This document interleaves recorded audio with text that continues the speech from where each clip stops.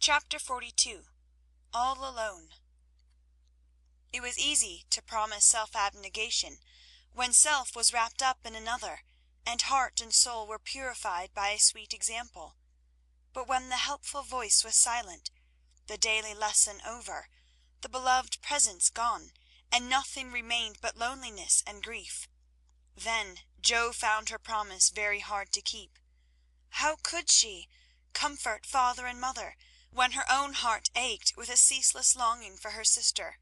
How could she make the house cheerful when all its light and warmth and beauty seemed to have deserted it when Beth left the old home for the new?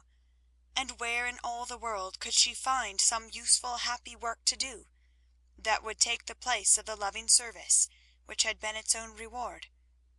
She tried in a blind, hopeless way to do her duty, secretly rebelling against it all the while, for it seemed unjust that her few joys should be lessened, her burdens made heavier, and life get harder and harder as she toiled along. Some people seemed to get all sunshine, and some all shadow. It was not fair, for she tried more than Amy to be good, but never got any reward, only disappointment, trouble, and hard work. Poor Jo! These were dark days to her, for something like despair came over her when she thought of spending all her life in that quiet house, devoted to humdrum cares, a few small pleasures, and the duty that never seemed to grow any easier. "I can't do it. I wasn't meant for a life like this, and I know I shall break away and do something desperate if somebody doesn't come and help me," she said to herself, when her first efforts failed, and she fell into the moody, miserable state of mind which often comes when strong wills have to yield to the inevitable. But someone did come and help her, though Jo did not recognize her good angels at once, because they wore familiar shapes, and used the simple spells best fitted to poor humanity. Often she started up at night, thinking Beth called her, and when the sight of the little empty bed made her cry with the bitter cry of unsubmissive sorrow, "Oh, Beth, come back, come back!" she did not stretch out her yearning arms in vain, for, as quick to hear her sobbing as she had been to hear her sister's faintest whisper, her mother came to comfort her, not with words only, but the patient tenderness that soothes by a touch, tears that were mute reminders of a greater grief than Jo's, and broken whispers more eloquent than prayers, because hopeful resignation went hand in hand with natural sorrow. Sacred moments, when heart talked to heart in the silence of the night, turning affliction to a blessing, which chastened grief and strengthened love. Feeling this, Jo's burden seemed easier to bear, duty grew sweeter, and life looked more endurable, seen from the safe shelter of her mother's arms. When aching heart was a little comforted, troubled mind likewise found help, for one day she went to the study, and leaning over the good grey head, lifted to welcome her with a tranquil smile, she said very humbly, "Father, talk to me as you did to Beth. I need it more than she did, for I'm all wrong."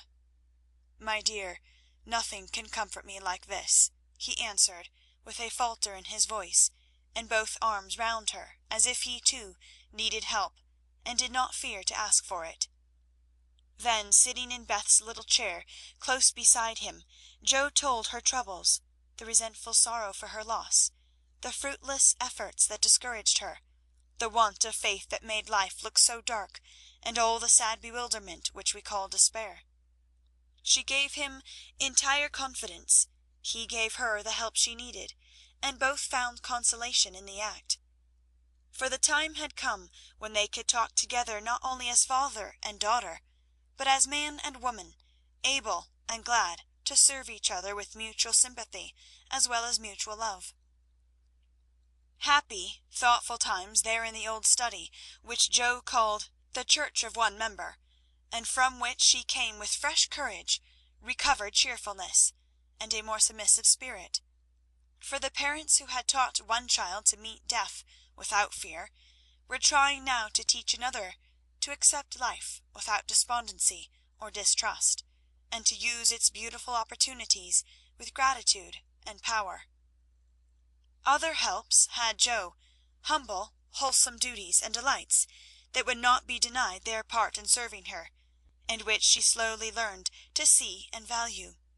Brooms and dishcloths never could be as distasteful as they once had been, for Beth had presided over both, and something of her housewifely spirit seemed to linger around the little mop and the old brush, never thrown away.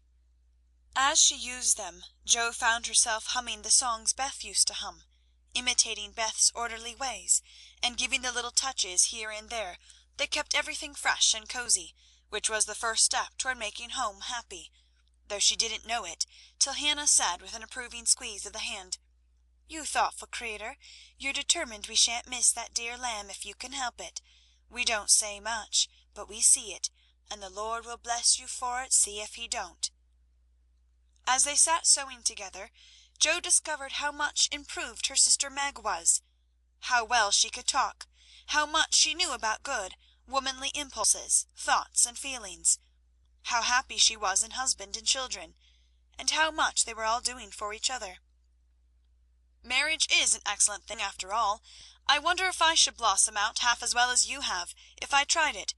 Always perwisin' I could," said Jo, as she constructed a kite for Demi in the topsy-turvy nursery. "It's just what you need to bring out the tender womanly half of your nature, Jo. You are like a chestnut burr, prickly outside, but silky soft within, and a sweet kernel, if one can only get at it. Love will make you show your heart one day, and then the rough burr will fall off." "Frost opens chestnut burrs, ma'am, and it takes a good shaking to bring them down. Boys go nutting, and I don't care to be bagged by them," returned Jo, pasting away at the kite, which no wind that blows would ever carry up, for Daisy had tied herself on as a bob. Meg laughed, for she was glad to see a glimmer of Jo's old spirit, but she felt it her duty to enforce her opinion by every argument in her power, and the sisterly chats were not wasted, especially as two of Meg's most effective arguments were the babies, whom Jo loved tenderly.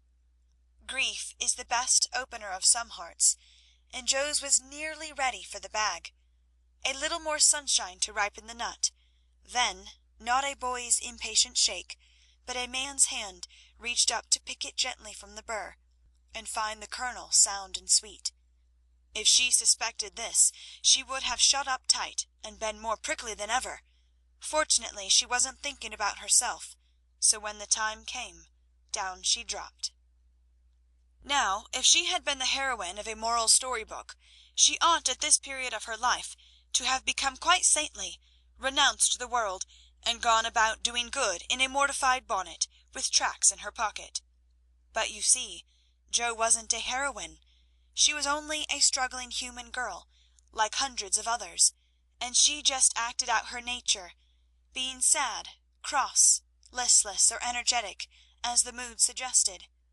It's highly virtuous to say we'll be good, but we can't do it all at once, and it takes a long pull, a strong pull, and a pull altogether before some of us even get our feet set in the right way. Jo had got so far. She was learning to do her duty, and to feel unhappy if she did not. But to do it cheerfully, that was another thing. She had often said she wanted to do something splendid, no matter how hard, and now she had her wish, for what could be more beautiful than to devote her life to father and mother, trying to make home as happy to them as they had to her?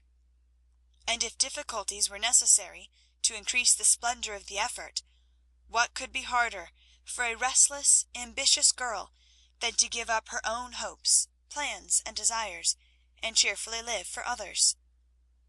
Providence had taken her at her word. Here was the task, not what she had expected, but better because self had no part in it. Now could she do it? She decided that she would try, and in her first attempt she found the helps I have suggested.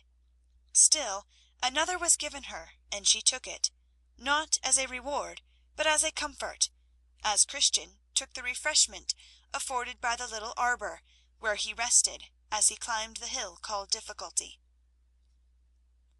"Why don't you write? That always used to make you happy," said her mother once, when the desponding fit overshadowed Joe.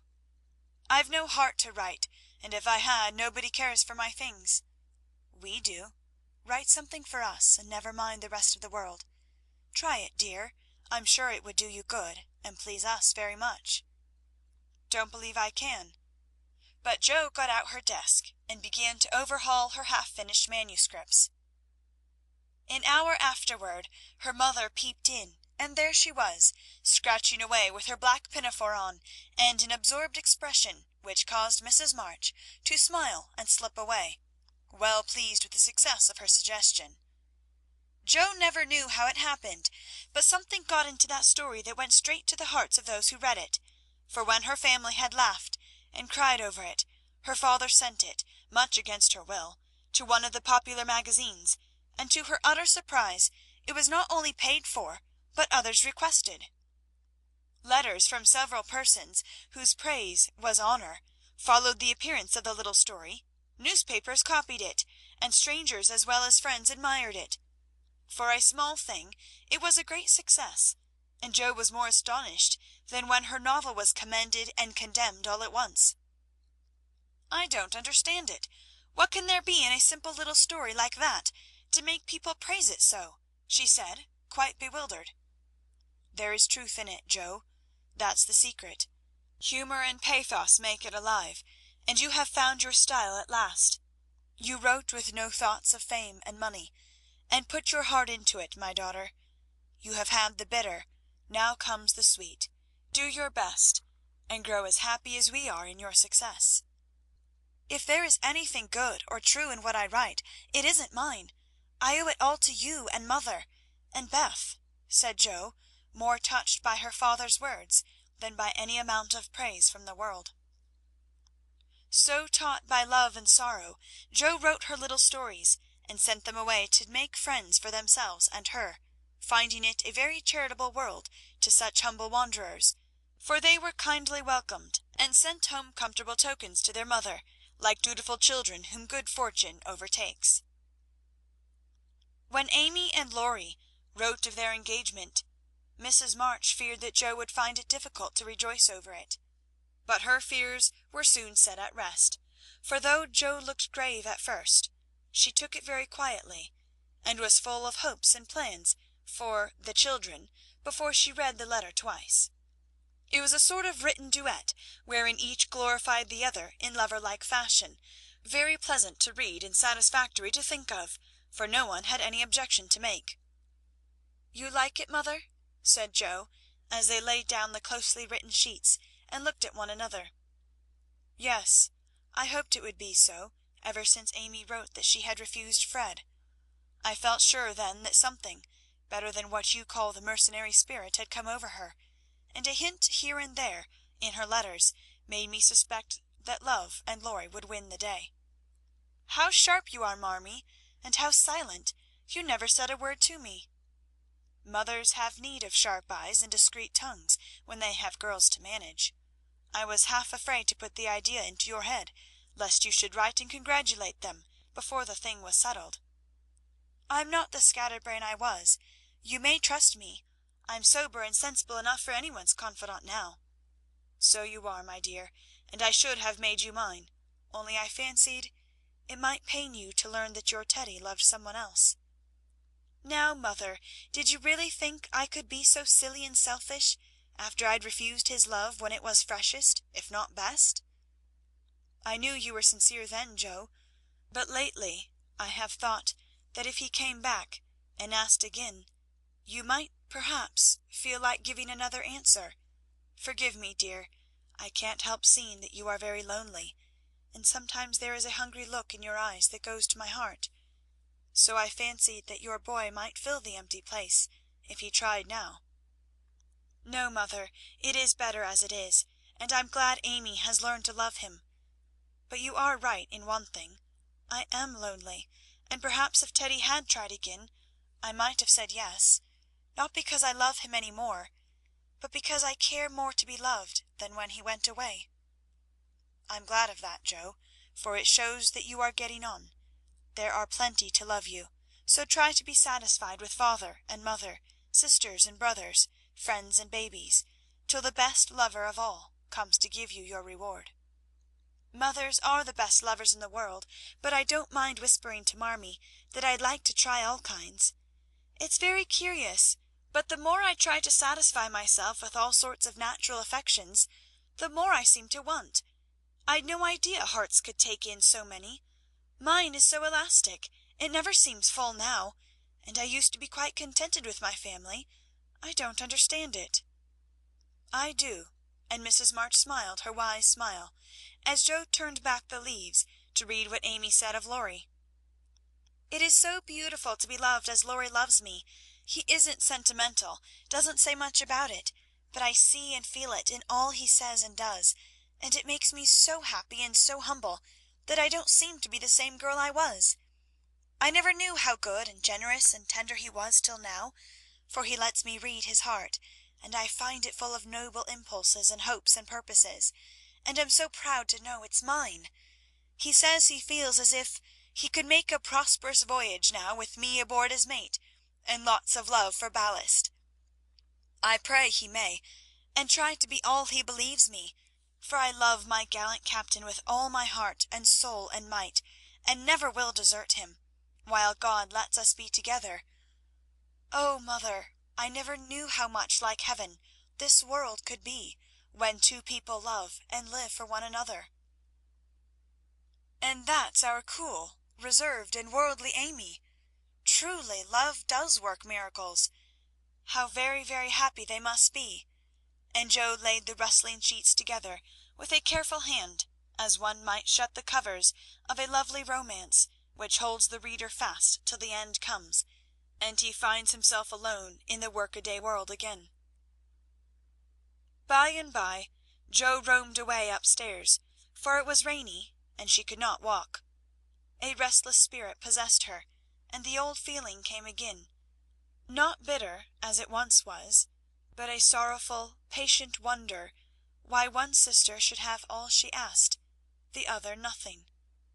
It was not true, she knew that, and tried to put it away, but the natural craving for affection was strong, and Amy's happiness woke the hungry longing for someone to love with heart and soul, and cling to while God let them be together. Up in the garret, where Jo's unquiet wanderings ended, stood 4 little wooden chests in a row, each marked with its owner's name, and each filled with relics of the childhood and girlhood ended now for all. Jo glanced into them, and when she came to her own, leaned her chin on the edge, and stared absently at the chaotic collection, till a bundle of old exercise books caught her eye. She drew them out, turned them over, and relived that pleasant winter at kind Mrs. Kirke's. She had smiled at first, then she looked thoughtful, next sad, and when she came to a little message written in the professor's hand, her lips began to tremble, the book slid out of her lap, and she sat looking at the friendly words, as they took a new meaning and touched a tender spot in her heart. "Wait for me, my friend. I may be a little late, but I shall surely come." Oh, if he only would! So kind, so good, so patient with me always, my dear old Fritz.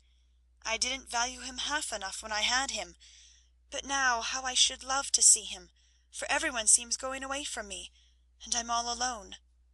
And holding the little paper fast, as if it were a promise yet to be fulfilled, Jo laid her head down on a comfortable rag bag, and cried, as if in opposition to the rain pattering on the roof. Was it all self-pity, loneliness, or low spirits? Or was it the waking up of a sentiment which had bided its time as patiently as its inspirer? Who shall say? End of chapter 42.